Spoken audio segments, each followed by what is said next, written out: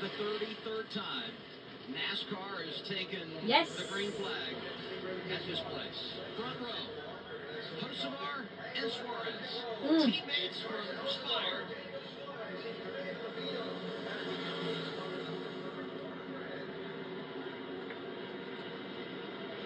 We are green in the Brickyard 400.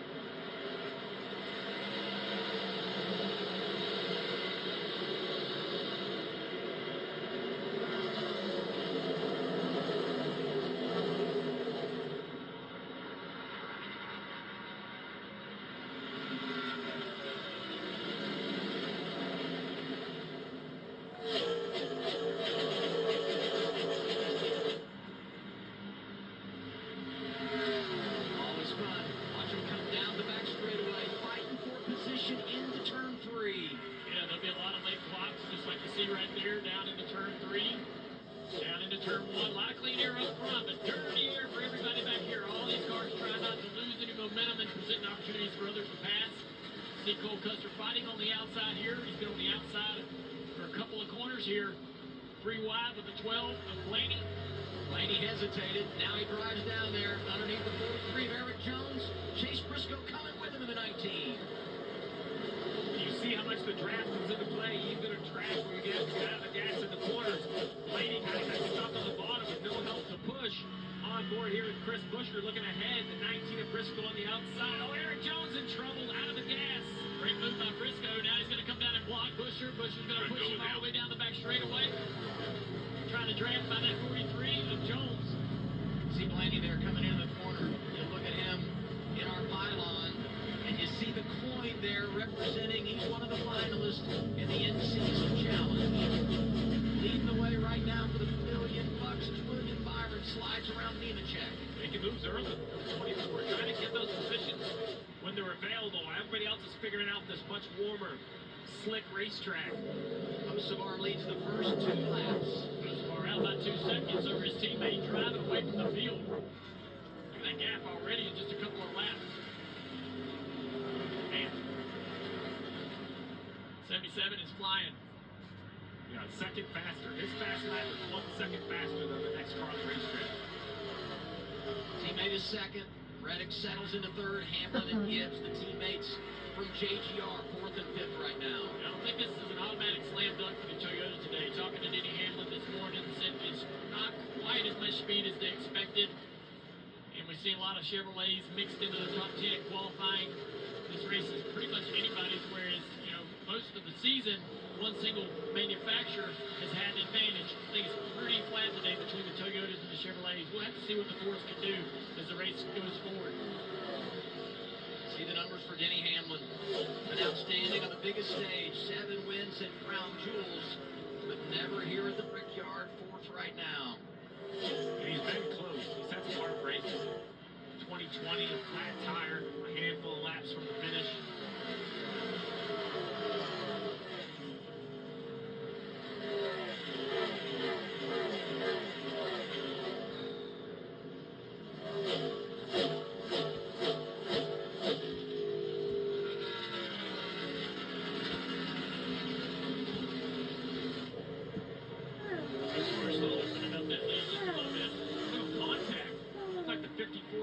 Gibbs just touched the wall on turn 4. Caught my eye.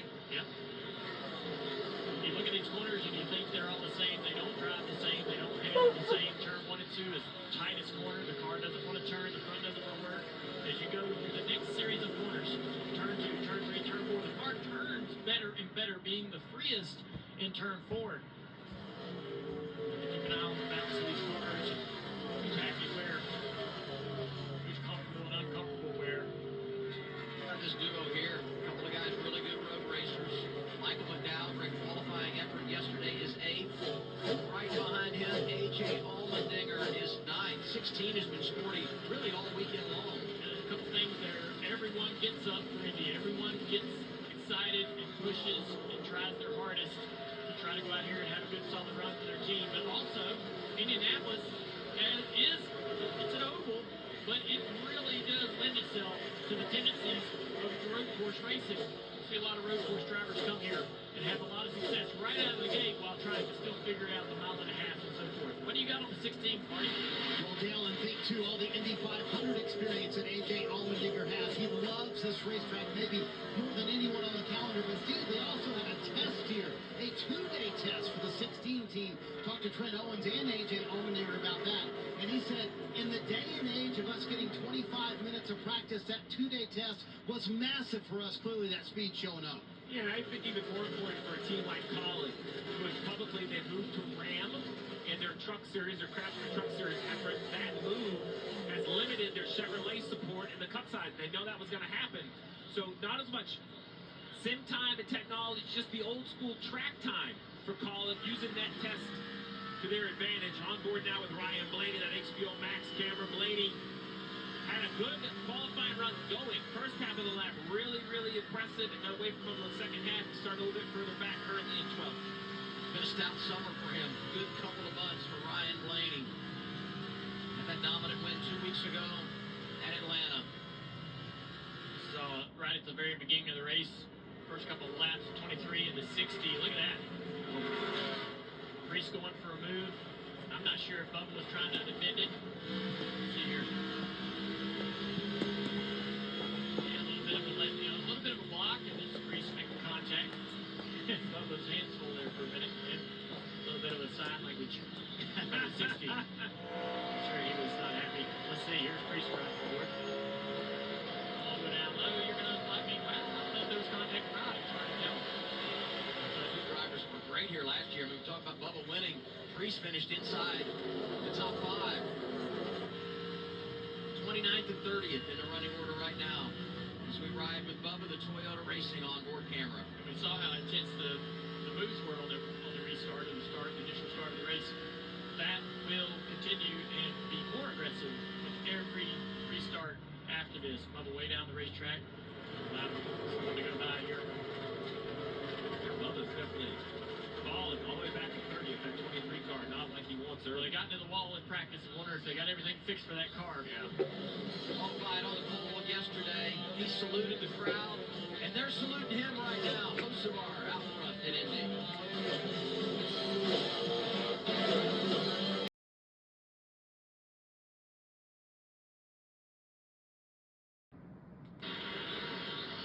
Trade the biggest moments in racing on Kalshi for a limited time. Download the Kalshi app and use code TNT to get $10 when you trade $10. Kalshi, trade what's next. 2.4-second advantage for race leader Carson Hocevar. Impressive opening set of laps for Hocevar. Currently has the fastest lap of the race on lap 2. Once you're on board with Austin Dillon, I think he is definitely off the pace. We saw one car streak by the 2. Now Cindric streaks by. Yeah, you got to be pretty concerned if you're losing positions because, single groove racetrack, pretty challenging to put together a pass here. If you're losing spots and getting pressured from behind, you have to imagine that the car is disastrous to drive. Res Tree onboard camera. Here comes another run from Looking back at Connor Zillich. Zillich, Yep. coming for a spot. A little bit low here, but not having position. Zillich, a winner last year in the O'Reilly Series here in Indianapolis. And no longer a teenager. You said it during the starting lineup, Steve. 20-year-old. We gotta take that teenage comment out of our thought process because that's how we refer to him. Seems like forever. Then you talk to us about the free race, how they're doing today. Vastly different than practice. And have your hands full. We're starting to see some cars starting to struggle with balance, Steve. Marty, what you got on the 45 here? The Xfinity on board with Tyler Reddick sitting in third right now. So, Steve, about 5 laps into the race, Willie Scott, his crew chief, told Tyler Reddick, hey, save fuel where you are. It wasn't 2 laps later, Steve, that he said, hey, actually pick up the pace. You can't let the 7 get that far away. So why would he kind of change his mind just a handful of laps later with Reddick in third? Well, 2 sides to that. First, why would they save fuel this early in the race? Well, the teams know they have to add about 56 gallons over the course of the day to make 400 miles. That's the math. But if you save a little, you get that down to 55 or 54. That's less work on pit road. The gap that his crew chief is concerned about is to leader Carson Hocevar. We go to Pocono. We go to the road courses. You can pit at will and not lose a lap. But here, even as big as Indianapolis Motor Speedway has 2.5 miles. The long, nearly 3,000-foot pit road at a much slower pit road speed than we saw decades ago. It is slowed down because of its narrowness, how narrow it is. You have to be within about 5 seconds of the leader or you'll lose a lap. So what the crew chief... There you go. More information. 11's not playing. So they're all working this accordion, but right now, the number one thing is the gap from that leader of Ziegler. We have that leader right there to the guy back here in fourth and fifth. So right now, I would say that's the last guy that could pit. Gibbs on up could pit without losing a lap. Behind Gibbs, you would lose a lap. It's fuel management. It's gap management. I mean, it is an enormous math equation when you talk about strategy at this place. Well, that's what Denny talked about when he said there was like 5 different aspects. That's one of them. I love Denny's football analogy. He said it's staying on top of the down and distance, right? And I mean, if you're a football fan, that's what it is. You've got to know exactly what play you're calling in the right situation of the game. I'm a little embarrassed by my line. It's a little squiggly. It's all right. We got a long way. It's 400 miles. Okay, I'll work on it. If you're going to make a mistake, make it early, Steve, okay?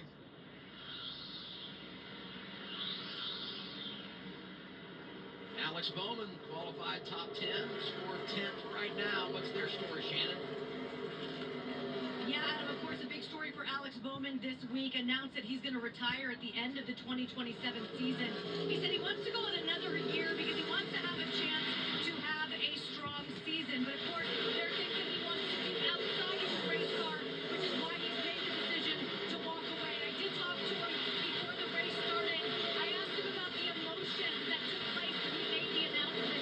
And he said it's just relief to have it out there and to have everyone know what his plans are. Relief in this race as well, because they go out and be aggressive. They're 182 to the cut line. Blake Harris said, we can just go out. We don't have to worry about points. Try to get a win. They're 182 to the cut line, obviously, because Bowman himself missed those races due to injury. Blake Harris on the upper left, crew chief for Alex Bowman.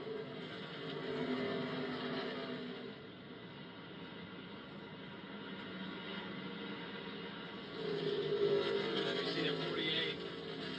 Just think about all the success that Jimmy Johnson enjoyed here in Indianapolis. So cool to hear him talking about it earlier on NASCAR Nation. He was lucky to have him and Jamie at the desk. To have 2 Brickyard 400 winners, to have Jimmy, who's done it so many times. Mr. H. I mean, yeah. Mr. H joins us. What a cast. Oh, Look at this. Speaking of Hendrick Motorsports, number 9 Chase Elliott and the 97 Shane Van Gisbergen getting after it. Yeah, I've been watching Chase the last couple of laps. There's a huge gap to the next car in front of Chase Elliott, Josh Berry. So that tells me that car is not comfortable, not able to keep pace. He's holding up all these cars behind him at the risk of losing positions that we just saw. Danielle, what you got on the NASCAR? What's he struggling with? Yeah, it's interesting you say that, Dale. I talked to crew chief Alan Gustafson this morning. He said our car's just been all over the place. We've never settled in and get it where it needs to be. The biggest challenge starting in the back, Chase likes to arc it into the corner big time, and you just can't do that here. He's going to have to enter shallow into the corners, and that's just a big adjustment for Chase. How you drive these corners matters so much. When I was Jeff Gordon's crew chief, we came here and we were average on the speed charts, and I thought our entry into every corner looked low on every video I saw. And I questioned it. Of course, Jeff knew better. We start the race, and the guy in front of him takes that big arc, and he's shallow entries right to the left. And he kind of taught me that while lap time's important, you really have to work on having your car drive how you know it needs to be good in the race. And we already see drivers on pit road, the 3 of Austin Dillon. Here he comes, Shannon. Yeah, Steve, guys, they think they might have a flat going down. He's been out there on the track saying that something feels funny with the car. They're going to try to ride it out, but they're going to bring it down and see what's wrong with it. Saw him going in the wrong direction. So they make this stop at lap 20, try to get him buttoned up. He fell all the way back to the 30th place, past a dozen cars in the last 2 or 3 laps. And you see how far he was behind the field. He's coming back on the racetrack. Obviously a lap down, but to Steve's point earlier, these cars that are within 4 seconds of Mojilar could come down pit road without losing that lap, and anyone else would be at the risk of going a lap down if they pitted. It wouldn't shock me, even though they could run 42 laps on fuel, that we see cars for Suarez, probably 25 to 30. I think that would be a window for pit stops.